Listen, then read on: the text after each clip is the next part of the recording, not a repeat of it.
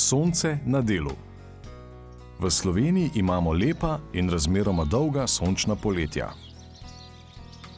Topli dnevi, polni sonca, nas spremljajo od maja do septembra.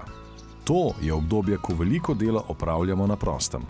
Kmetujemo, vrtnarimo, lovimo, popravljamo, gradimo. Vendar smo pri tem tudi izpostavljeni soncu. Tudi v času, ko so njegovi žarki najmočnejši.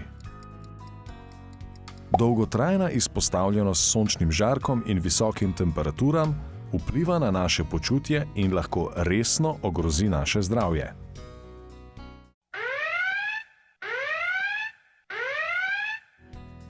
Izpostavljanje soncu je glavni dejavnik tveganja za razvoj vseh vrst kožnega raka. 3000 ljudi v Sloveniji vsako leto zboli za kožnim rakom, 700 jih zboli za melanomom, najnevarnejšo obliko. 150 bolnikov letno tudi umre.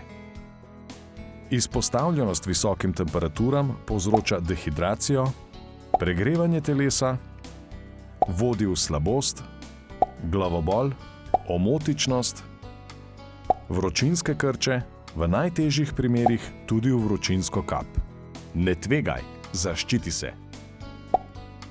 Delajte v senci.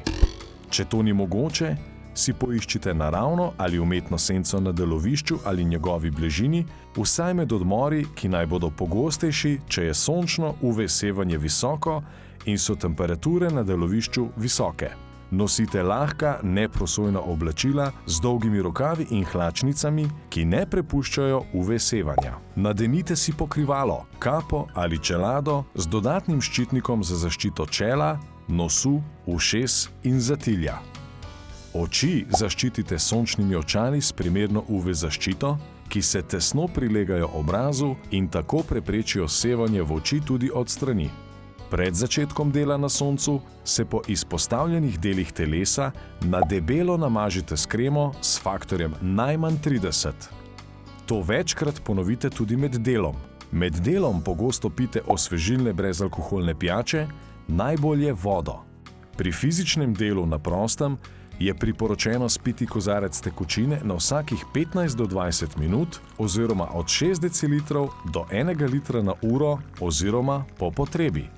V senčnih oazah na delovišču naj bo vselej na voljo dovolj osvežilnih brezalkoholnih pijač oziroma sveže vode. Z ustreznimi ukrepi lahko delodajalci zmanjšajo tveganja za zdravje in omogočijo sorazmerno varno delo na soncu. Prerazporeditev ali skrajšanje delovnega časa. Prilagoditev delovnih mest in delovnih strojev. Pogostejši odmori in zagotovitev hidracije. Sporočila in opomniki na delovišču.